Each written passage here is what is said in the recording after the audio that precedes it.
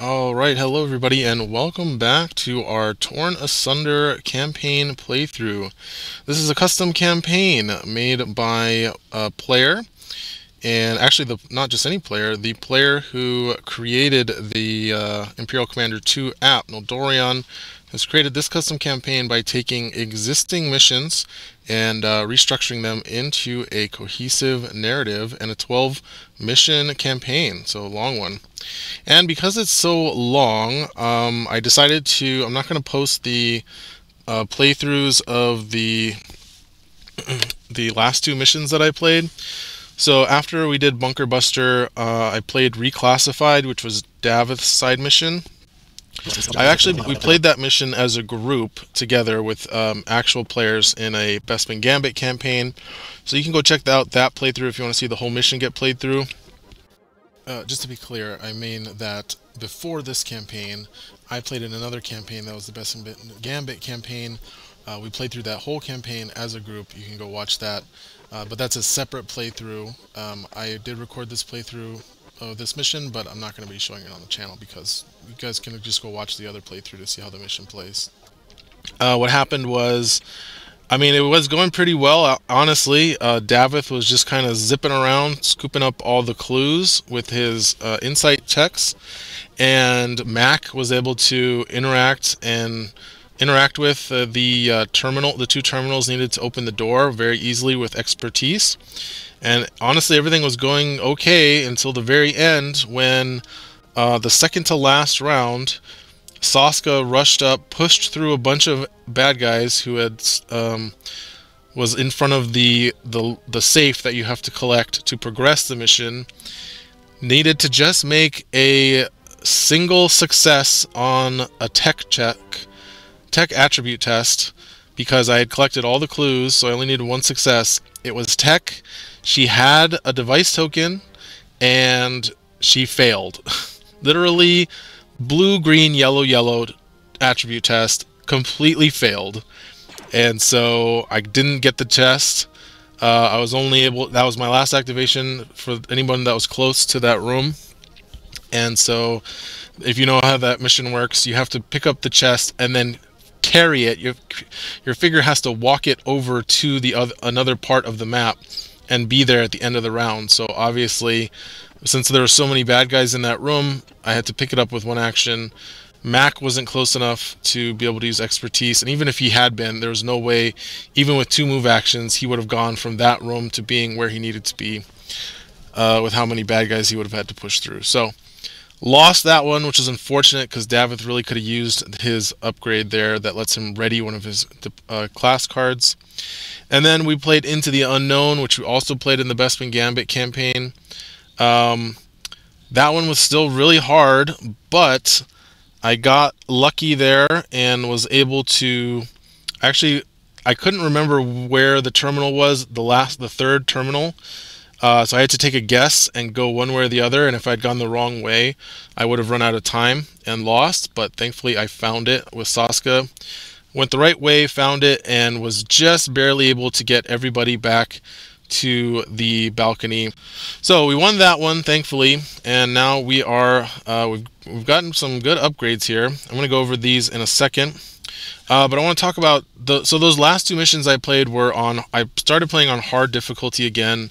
You know, I've been winning on normal difficulty. It hasn't seemed too hard, but hard difficulty is really hard. So I'm actually gonna use one of the new features of the Imperial Commander 2 app. There we go. One of the new features they introduced, which is actually pretty cool, is you can actually set custom round limits. Not totally custom, but you can customize the round limits for the mission. So they've got, if you see here, you have to go all the way back to the title screen to access this menu, unfortunately. But as you see here, under round limit down here, if you go to settings, it's defaults to on, which is your normal, how the campaign is normally played. But you can turn it off. You can just completely turn off round limits, so give your team... And so that way you only lose if you get wounded or whatever loss condition there is. Or you can set it to what they call dangerous. And this is where, as you start to get up against the traditional round limit for the mission, and instead of ending the mission, they just start to ramp up the threat so that you gradually are getting more and more pressured and taking more and more damage as the mission goes on. I've noticed that when I play on hard mode, the threat is already high, and I have to deal with lots of figures in play. So I think what I'm going to do is I'm going to try playing on hard difficulty with the round limit off, because I noticed that like if I just had one more turn, I could have won. It's just that dealing with so many enemies, like if you don't deal, you can say, and yes, it's true, I probably have been a little bit too focused on killing bad guys in the later missions. I'm going to try and be a little bit better about progressing the mission steadily instead of just waiting till like the last 3 rounds. But if you don't deal with the enemies, they will overwhelm you, especially with my team where I have like no defensive abilities almost at all, very little. So my figures are white dice, so they just take tons of damage. They don't have black dice blocks to mitigate the damage for them, especially when half of the time the bad guys are getting extra pierce or whatever. So I'm going to try sort of like a custom in-between difficulty mode for myself. I'm going to set it, this is going to be kind of my compromise between normal and hard difficulty, is going to be hard difficulty but with the round limit off. So we're going to try this. I'm going to see how it goes. If it's too easy, then we'll adjust it. We've got 5 more missions of this campaign. This campaign is super long. So yeah, we're going to try it like that. You do have to set it before you play. I've noticed it does give you the option to change it during the mission. However, when I did that, it didn't actually change how it worked. When I tried to turn off the round limit in the last round, I still lost when I hit end round. So it doesn't seem to change it when you do it like that.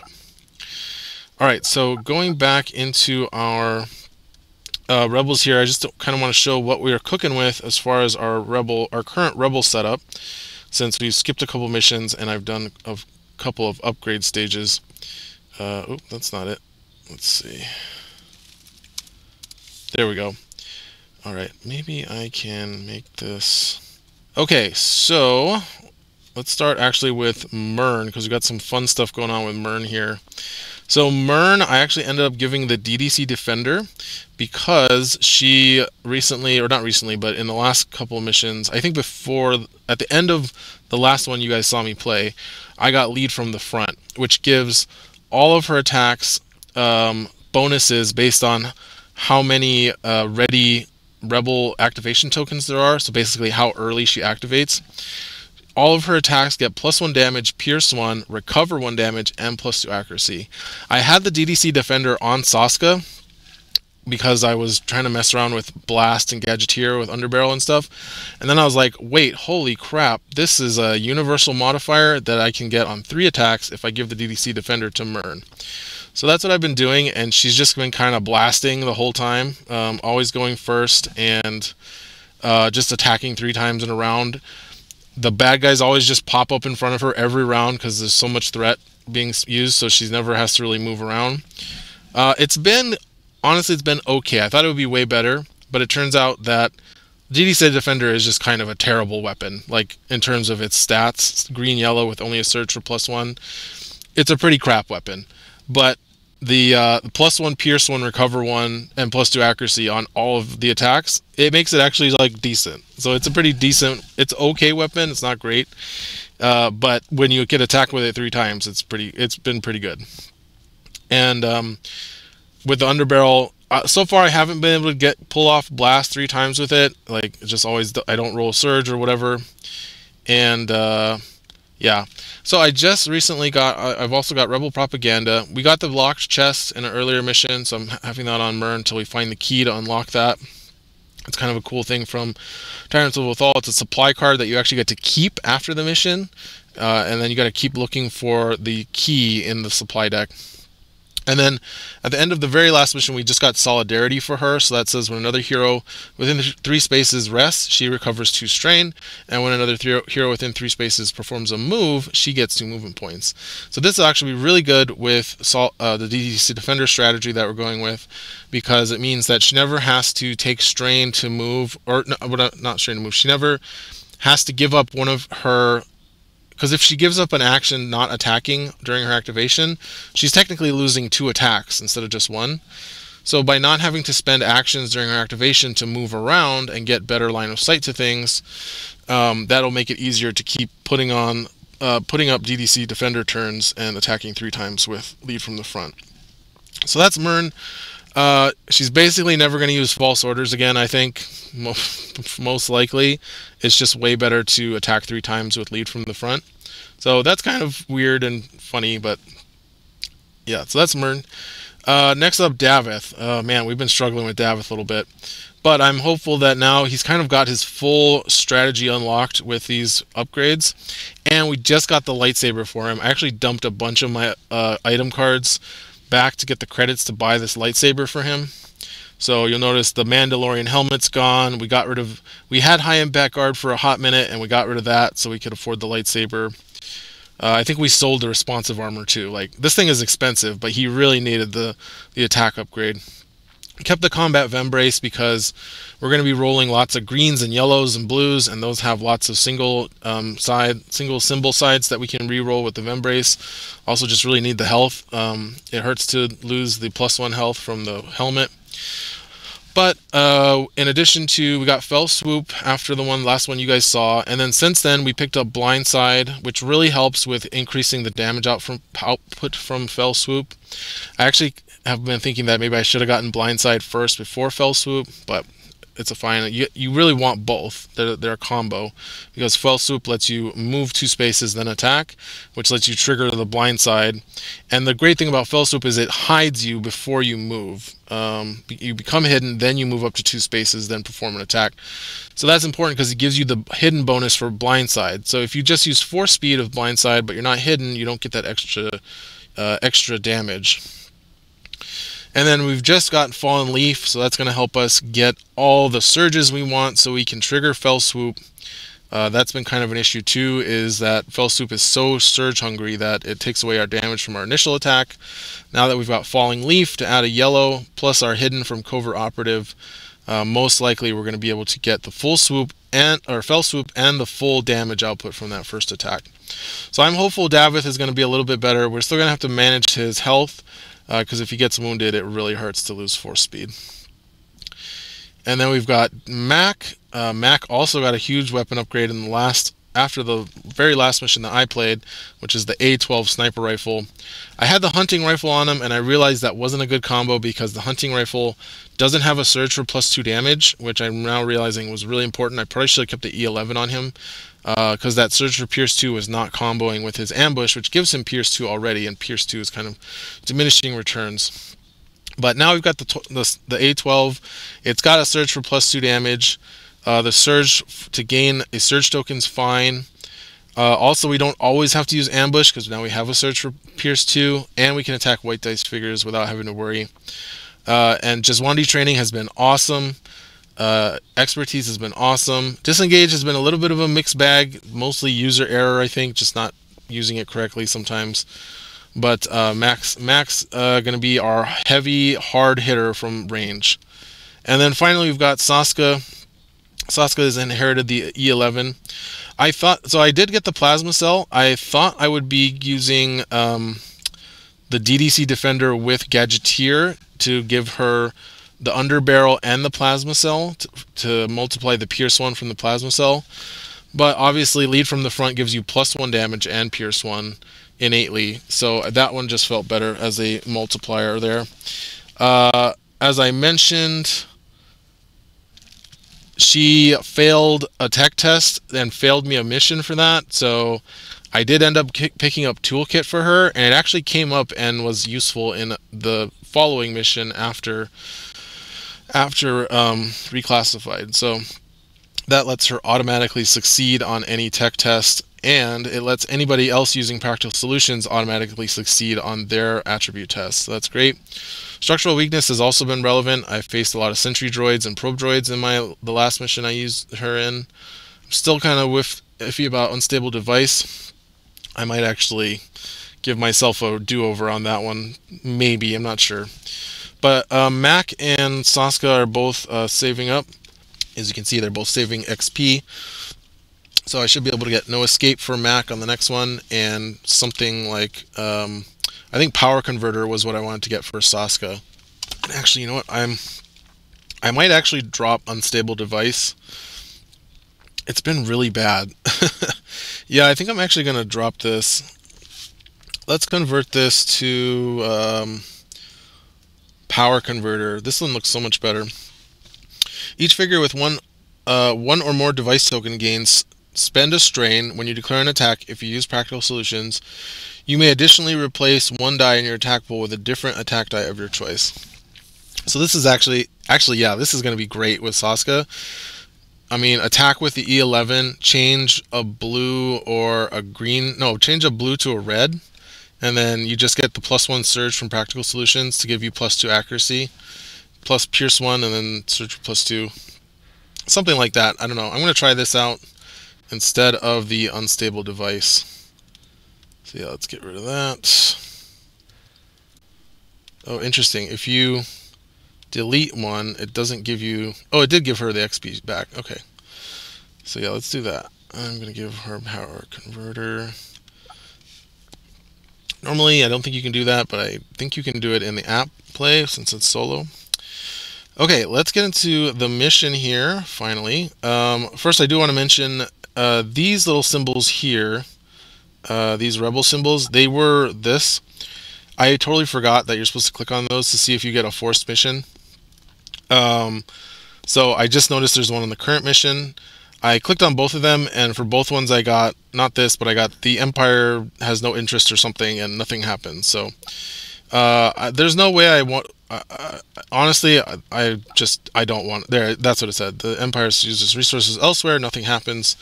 Honestly, I just don't feel like playing another forced mission, so not really going to do that, especially like this is such a long campaign.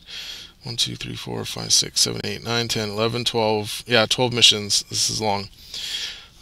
So anyway, just wanted to call that out. I did get nothing when I clicked on that. Oh, also we got... I forgot about this reward card, and I need to put it in my thing because I didn't save correctly. Bespin Gambit. Here it is. We did get a new reward card, which is Cautious Approach. It says during your activation, you may spend 1 movement point to recover 1 strain, limit twice per activation. I'm going to give this to Saskia because she has the highest speed, and so she can actually make probably the most use out of turning a move action into strain recovery. She can move 3 spaces and recover 2 strains. Seems really good. It doesn't really do much with the other ones. We already have back to pump on Mac. Davith wants to move around with force speed and strain movement, not by spending a move action. But I do often use move actions with Saskia, so I'm going to give this to her and let her try it out. So that's it for that. Alright, so on to the mission. We are playing the second interlude mission, which is Red Leader Standing By. Now, I don't actually recognize this mission name, and I was looking it up, and I didn't see any mission named this. So I actually think this is a custom mission that is not exist in Imperial Assault. So that's going to be great. So that means I'm going to have to set up the map from scratch. I have not looked at this mission yet. So here we go. Let's see, story text. Oh yeah. So the story so far is we've been looking for this this ship, the Sundered Heart. It's a very important ship to the rebels. We've been working with Leia on finding it. The initial mission was we salvaged parts from escape pods from the ship, although we failed that mission.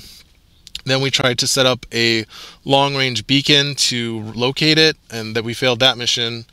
Then in the interlude of Into the Unknown, we infiltrated a ISB headquarters and was able to find all the information they had on the ship.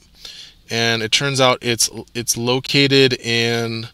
we found the ship. It's located in Kashyyyk, or on Kashyyyk. And so the last thing I saw in the story was Chewbacca said that we had to, in order to make good with the Wookiees, we had to go and do like a some kind of Wookiee ceremony, take part in some kind of Wookiee ceremony on Kashyyyk.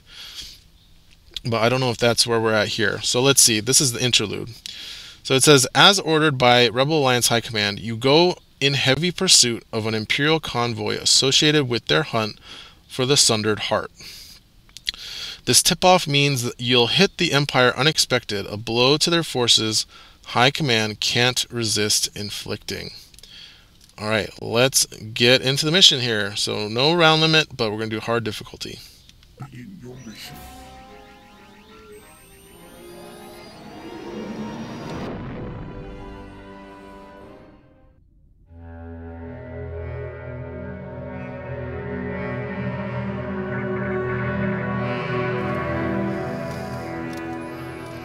Okay, so it truly is just Hoth 3B. Let's see. We're just in one room. Alright, let's see. So where's my map? Here's my map, and then my tiles. Here is Hoth 3B. I have no idea what else is going to get put out, so I'm going to put this, I don't know, in the middle right here, I guess. And then it looks like the starting marker is going to be here, and there's a single terminal. Okay, tiles. This will be fun. I have no idea what's about to happen in this mission. So, but I'm going to say this. I know I've been a little bit off my game the last few missions I've played. I am going to really try and focus and concentrate on the mission objectives and the mission parameters, so I can pick up on clues that I've been missing lately, like not getting the guest characters to the end of the map type of thing. I'm done with that. So, alright, this interactive narrative space mission involves your heroes taking... Okay, well, I guess so much for that. Involves your heroes taking on roles. Assign these roles one per activation token among the heroes. Pilot, gunner, sensor officer, and boarding soldier. Okay. This kind of reminds me of the middle of the finale of Heart of the Empire, so that's kind of cool. Okay, pilot, gunner, sensor officer, and boarding soldier. Sensor officer, pilot, gunner. Okay, well, Mac is going to be our gunner, I think. Or no, wait. Maybe Saska would be a gunner. Pilot, gunner, sensor officer. I feel like Mern is the sensor officer. Maybe Saska's our pilot. And then Davith is our soldier. There we go. Okay, so we're gonna do, let's see, can you guys see this? Oh, you cannot. You have no idea what I'm talking about because I have the wrong window showing. There we go. Alright, let's zoom in.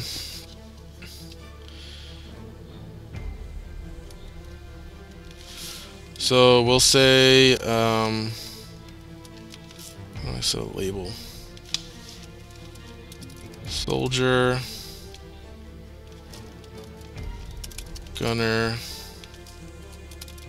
pilot, sensors.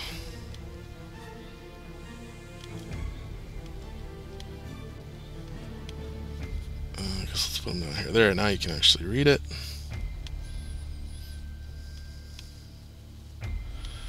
Okay, I had a feeling that this might be one of those interactive space missions, but now we know.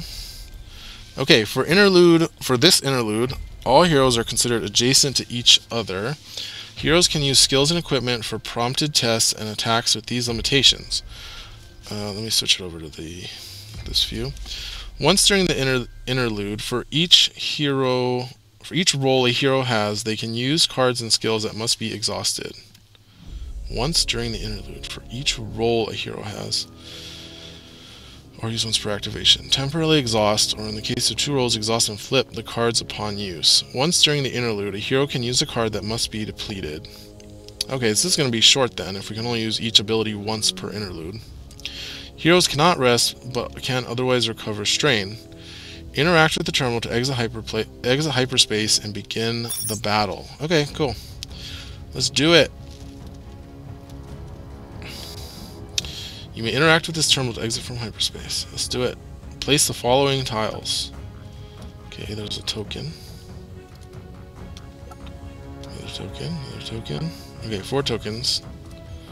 Alright, not far from the random run. Here, I guess these guys are supposed to all be up here. There, now you guys can see. Not far from the random run, you drop out of hyperspace with the small rebel fleet. Several light Imperial cruisers hang in front of you in the blackness of space. You have barely oriented yourselves when you see TIE squadrons launching from these cruisers. Red Squadron, attack speed, you hear over the comlink. S-foils to attack position. Let's clear the way for the boarding craft. With engines blazing, the X-Wings race towards the TIE fighters. Fire from turbolaser batteries flashes all around your gunboat as you accelerate. Board those cruisers, Commander Weedray radios you over the comlink. If you can get to the bridge of one of the cruisers, you might be able to tap into their network. I just want to point out I do have ambient sound turned on, so this is the ambient sound. The 4 neutral mission tokens in the play area are cruisers of the Imperial convoy. Did we win the last mission? What did I say? Yes, we won. We did. We won the into the unknown. You already know where the Sundered Heart is. Now it's time to take out the Imperial convoy. Flanked by the X-Wings, you set your course for attack. The shrill screeching of the twin-ion engines echoes from your speakers as the TIEs take course towards you. Green laser beams flash across space. Okay, the hero acting as the sensor officer, which is Mern, performs an insight test. Input the number of surges here. Now wait a second. Can I give out tokens? Or what? I can't give out, what do you call it? Device tokens. Alright. I have a feeling maybe this shouldn't be a full video. Alright, let's see. Here's our dice.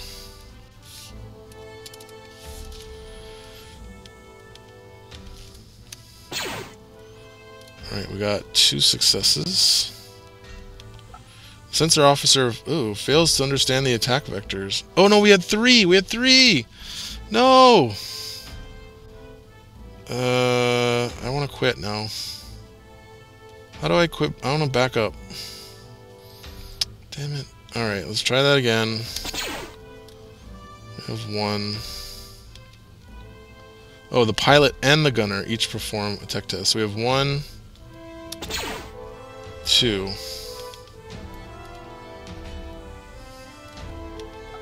Shot after shot from the TIE's laser guns crash into your ship. A loud warning signal indicates that your deflector shields have failed. Suddenly, a console explodes with a loud bang, raining glowing splinters down on you. Cursing, you turn around and head for the cruisers while the X-Wings provide you with cover fire. Each hero suffers 1 strain. Okay. Damn it. We had 3. With clever evasive maneuvers, you move through the barrage of cruisers' guns while the battle rages around you. You scan the ships, but your sensors only display an error message. They're using a transponder blocker, Commander Weedray tells you via comlink. His voice sounds tense. We need to find out which cruiser is the flagship. Only they have the data we need. Do you have information from the ISB facility? Maybe we can use it to eliminate ships. Otherwise, we'll just have to take our chances. Use the intel you received from the ISB, the behavior of these vessels, and apply your intuition to weed out which cruiser to attack. Alright, I'm going to put 3 successes this time, because that's what I got last time. I got screwed. You managed to eliminate 2 of the cruisers, but they are not the flagship. You'll have to choose one of the remaining 2. Alright, so 2 are gone. Identify and destroy the flagship. Okay, first of all, I'm going to use this moment to check the rules, because I'm pretty sure it said each hero can use cards and skills that must be exhausted or used once per activation. Okay. Battle Technician can be used twice per activation, so I'm going to do that. I'm going to give a device token. Where's my device tokens? Markers. I'm going to give device tokens to... Oh yeah, because Saska has toolkit too. I'm going to give 1 to Mern, and I'm going to give 1 to Davith. Actually, I'm going to give 2 to Davith, because Davith is probably going to have to use a strength check, and his strength check is not great. It's only a blue and a green, so we're going to do that. Alright, we're going to click on 1. Do you choose this as the flagship? Is there anything else I need to do that's once per round? I could use Rebel Propaganda. So let's do that. I'm going to target Saska. Saska recovers 2 strain. Okay, and then yes, we will choose this as the flagship. You set course for one of the cruisers and sweep it with laser fire as you approach one of the hatches on its hull. Some TIE fighters turn off and race towards you. You're almost there, you hear the commander say over comlink. Only a few. At that moment, your shots hit a device on the surface of the cruiser. Your sensors flicker briefly, then they reveal the ship's identification. It's not the right one. Ah, heat death, curses Weedray. It's the other ship. The one behind you. But before you can react, hatches on the cruiser open to reveal more turbo laser batteries. Shots thunder into your ship's armor. You return fire and turn back as fast as you can. The G-forces press you into your seats as you set course for the convoy's flagship. Each hero suffers 2 strain. The pilot and the gunner may each perform a tech test. Each surge reduces the strain suffered by 1. Okay, so we're going to start off with the gunner, which is going to be Mac. So tech. So 1 success, and then we'll do Saska.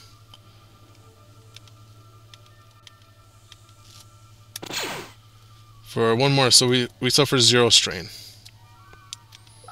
The flagship fires from all cylinders. Again and again, hits shake your ship as you race towards the cruiser. The Imperials follow the usual fire discipline and have the guns fire alternately, so a wall of laser shots has formed in front of you. Wow, somebody's been reading up on Imperial strategy. A hit causes one of the turbo laser batteries to explode, tearing a hole in the hull. Screaming soldiers are torn into the vacuum of space. Ah! Immediately, of course you can't hear them screaming because it's space. Immediately, safety bulkheads lock the shaft, but it is still a weak spot. You maneuver your gunboat close enough to attach yourself to the hull with metal clamps. Shortly after, your boarding crew glides out the airlock and towards the locked bulkhead. You don't have an Imperial code, but that's where brute force can help, if you can keep your boarding party covered long enough. The pilot and the gunner each perform a tech test. Enter the sum as the result. Okay, so we're going to start off with Mac again. So we got two successes from Mac, our gunner. And then our pilot, which is Saska. Wow, we got 3. Okay, so we got 5. 1, 2, 3, 4, 5. Good shots. Your boarding party will have an easier time breaking in. Alright, the boarding soldier performs a strength check. Enter the result. Okay, so we're going to use practical solutions for this. We're going to spend one of those device tokens.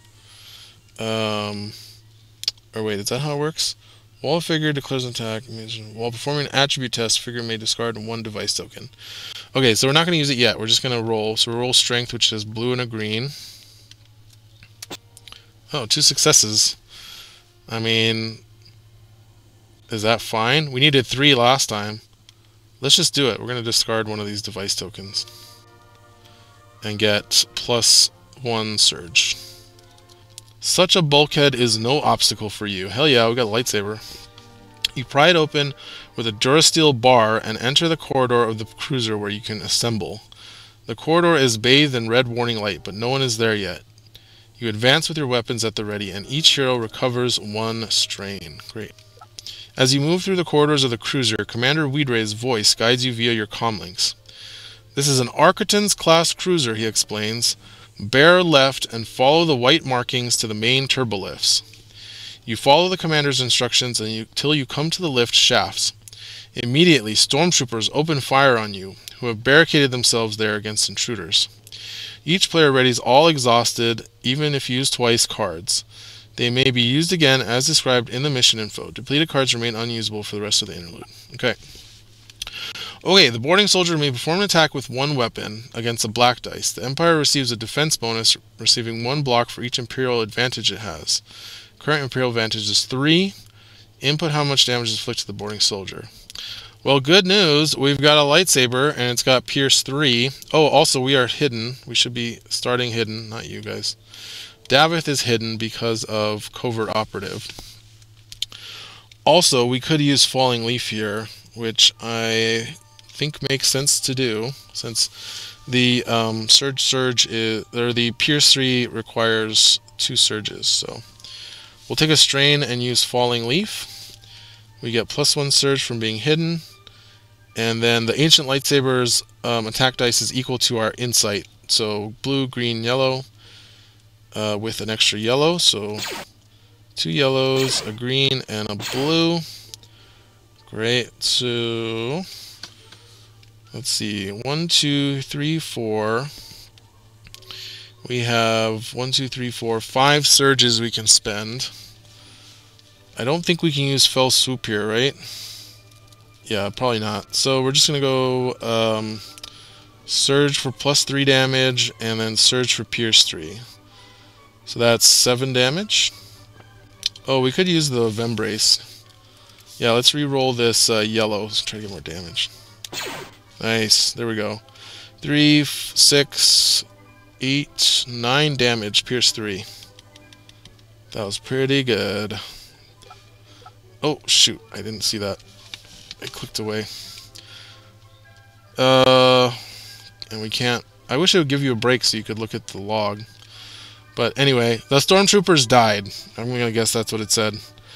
You guys can probably pause it and read what it said, but I cannot. Place the following tokens. 1 terminal. Okay, let's get rid of these. Deep in the belly of the ship, you are greeted by red-lit twilight and the dull drone of the engines. Even the alarm sound can only be heard vaguely down here. The machine crew flees, and before you lie the mighty engines of the cruiser. We could reverse the power line and overload the engines, Commander Weedre says over comlink, but that will probably take too long. Let's keep it simple. Blow it up. All you have to do is make sure that you get away quickly afterwards. Good luck. Okay. The outside terminal represents the cruiser's engines. Each role may use 1 action to perform an attack on the engines. The machine has 12 health and 1 white die. The machines are considered to be objects adjacent to the heroes for ranged attacks. Abilities or equipment that apply damage to objects may be used. Hey, great. That's Saska, but might require the 1 action require the 1 action allowed. Oh, I see. So you can't... It's saying if you have to spend a special action to do that, you can't attack it. For each point of Imperial Advantage, apply +2 block once when it would prevent damage. Imperial Advantage is 0. It gives us an example. Input the sum of all the damage inflicted. Okay, alright. So let's do this very carefully. Can I add damage to this? Cool. Yes, so we can use that to track it. Okay, we'll start off with Mern. I'm going to assume we get all the bonuses from lead from the front here.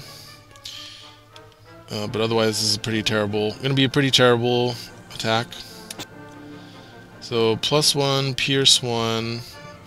There's no blocks, so it's going to do 5 damage. 1, 2, 3, 4, 5. It has 12 health, so that's... Oh no, 4 damage, excuse me. So that's a pretty good start. We've got Davith now, who's kind of blown his load already, but he can at least do a pretty good attack with his Ancient Lightsaber. That was not good. I guess I should have spent the token, but 4 damage is fine. 1, 2, 3, 4. Next we've got Mac, and Mac can, no, it's adjacent, so it has line of sight. You can't ambush it. So I guess we just have to attack with the sniper rifle. Oh, is this supposed to be 1 white dice? Did I mess that up? Oh yeah, it's supposed to be 1 white dice. Okay, we'll roll that on against the other ones.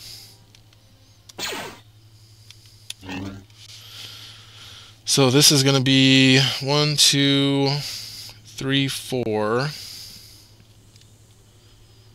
4 damage. Right? It's 4 Pierce 2. And gain a Surge power token, I guess. 1, 2, 3, 4. And then we have to roll the white dice against the other one. So the other one was... So Mern's attack was 2 damage and a surge... No, 3... Yeah, 2 damage and a surge with Pierce 1.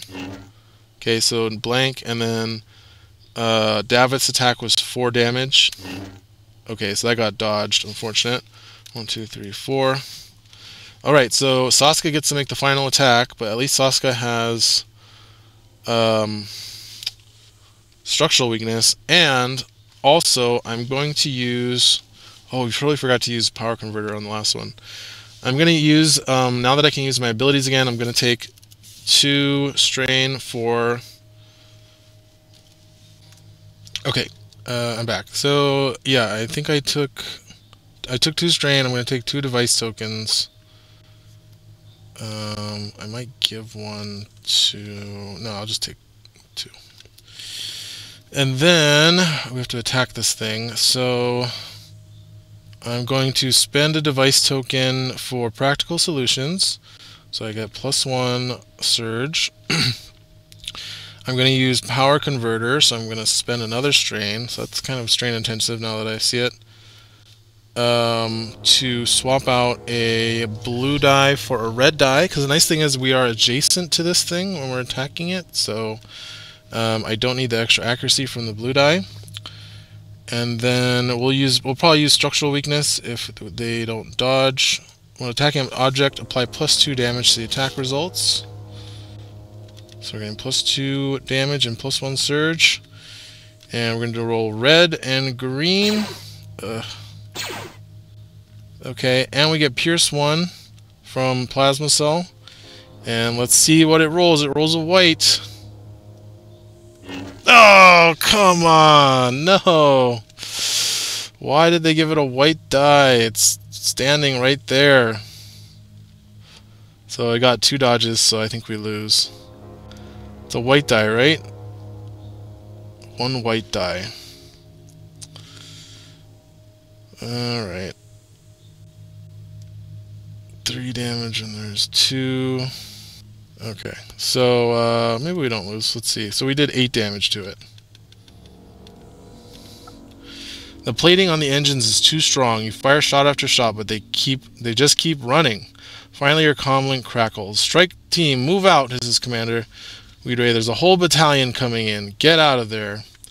You have no choice. Before the troops storm the engine room, you are already on your way back to the main level. Soon after, you reach your ship and race away. Yeah, it looks like we did lose. The cruisers behind you are heavily damaged, but you didn't stop the convoy. You'll surely feel that on Kashyyyk. The stars in front of your cockpit turn into long white threads, and soon the blue wavering of the hyperspace surrounds you. Sometime later, you drop back into real space over Hoth. The ice planet hangs like a white ball directly in the black of space.